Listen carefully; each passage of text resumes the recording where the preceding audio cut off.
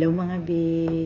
So for today's video po, naglilinis tayo ng isda para for lunch. So yung isda natin galing sa kapatid kasi mahilig sila mamingwit. So ang dami nilang niya lang pala kasi mag-isa lang sa. Siya. So yun, binigyan kami isang lutuan. So, yun. Tapos na natin yung tatlo. Ganyan yung gusto nila, yung hinihiwa mga be. Para sa oven yan. Pero yung isa, iwanan ko. Nagtira ako ng isa na hindi ko hiniwa. Kasi, gusto ko yung akin. Iprito ko lang. So, mamaya. Kasi ayaw ko yung ganyan na Kasi mailalagay tayo dyan ng mga spicy na alam niyo na gusto nila na lang. Hindi naman yung hindi gusto. Lang, mas masarap lang yung prito na yung luto sa atin. Prito lang siya, asin, prito, good na tayo dyan. So, sausaw sa suka or toyo. So, yun mga be. Ay, gumaganon.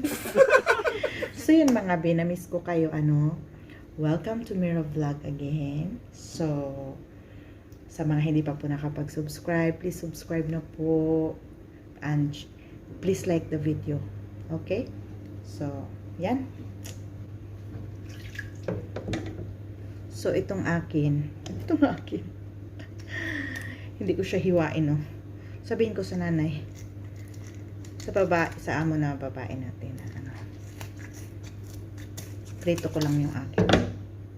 Wala na yan siya. Hindi na yan siya makain. So, ganyan lang. Ang hirap mga nahirapan ako sa pagbiyak ng yung ulo. Ang tigas. Tapos yung kutsilyo ko pa, hindi ganun ka, talas. Wala akong ganun na Meron dapat kasi yung malaki na kutsilyo. So, yun. Naman tayo. Nagawa naman natin ng paraan. So, ito. Ganyan.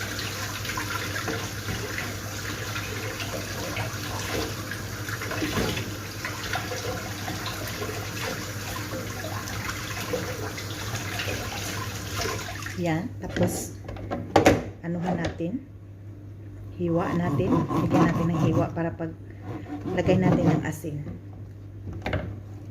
manunuot lagyan natin ng asin yan. Siya absorb din sa kailaliman. So next natin gawin yung mga spicy para sa nila isda. So yan mga be, let's continue. So yun mga be, na-prepare na natin yung para sa isda, yung spicy nila or sa atin panakot, panakot. So dito natin siya mimix muna natin dito. So may tayo lemon, meron din tayong yan, bawang, sibuyas, kamatis, tapos turmeric powder, puti,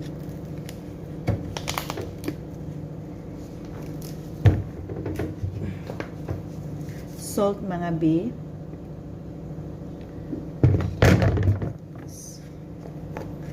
black lemon powder, salid. Lagyan din natin yan. Tapos ito siya mga B, coriander, dill. So papakita ko sa inyo pag i-mix natin. So yan mga B, kompleto na yung natin.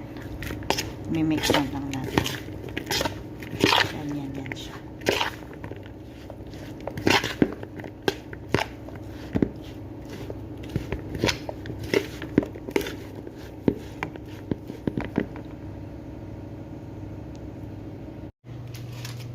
So yan mga B, pin-repair na rin natin So bago natin siya lagyan nito, ginawa nating panakot or spicy nila, Bisaya, Tagalog na ito mga be. So, yun. Bago natin lagyan yan, so ulit-ulit ako, sorry. Yan. Nilagyan natin ng foil yung natin. Pwede yung pang oven. Kasi, para hindi tayo mga be. Yung mahirapan paghugas ng mga, yan. Paglulutuan natin. So, yun mga be, nilagyan ko yung isda ng asin, curcum. Curcum sa yan mga be, Arabic. So, turmeric powder at saka black pepper. So, again, gusto ko lang lagyan siya kasi para mas magkalasa din siya kasi yun siya naman ipapatong lang din natin dyan. So, yan mga be. So, yun, bago natin siya lagyan, mix natin ulit yung natin. Ginawang mga spicy, sibuyas, ganyan. So, para yung lasa. So, yan. Ganyan lang siya mga be. Kasi yung amo ko na babae, ayaw niya ng kasi ito talaga to, pang prito lang to. Pwede naman siya sa ganyan. Pero karamihan pag ganito na isda, prito lang yan. Kaya lang, mas gusto niya yung ganito. Kasi gusto niya yung may ganyan. Para yung amoy. Pero hindi rin niya kinakain yan mga be. Yung iba niyang kinakain. Yung lalaki, yung amo ko na lalaki, kinakain niya to. Pero yung babae, hindi. Gusto niya lang yung kasi mabango to mga be. Pag na ang bango. Gusto lang niya yung amoy. Sabi nga niya. Amoy lang daw yung habol niya dyan. Hindi yung doon tayo maglagay kasi marami na dito. So, hati-hatiin na lang natin.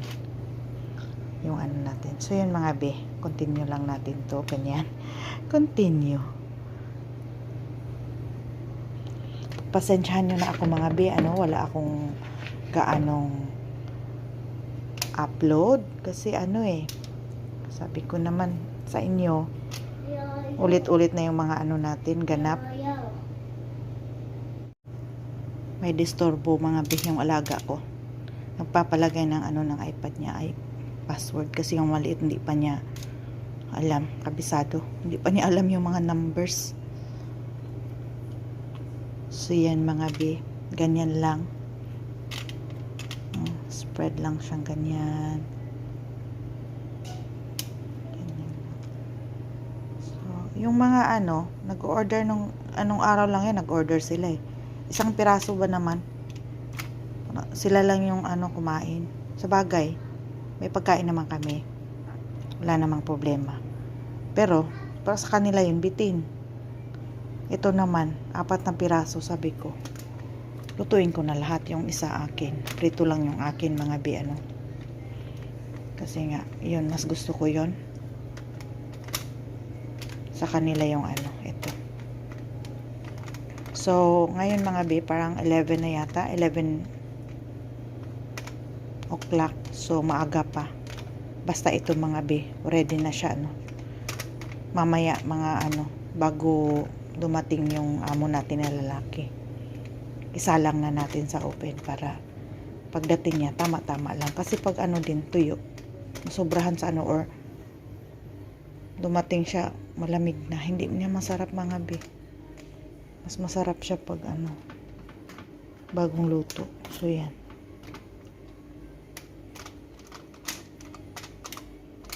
ganyan lang mga be.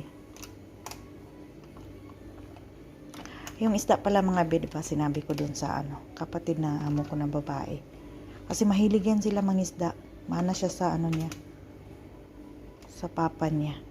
Yung papa din niya, yung lolo ng mga alaga ko. Ang hilig mangisda mga be. Ang dami nga ang huli kahapon. Kuha niya. Ako. Mga 10 kilo sobra pa. 15 siguro. Kasi yun mga be, ready na tayo Ayan.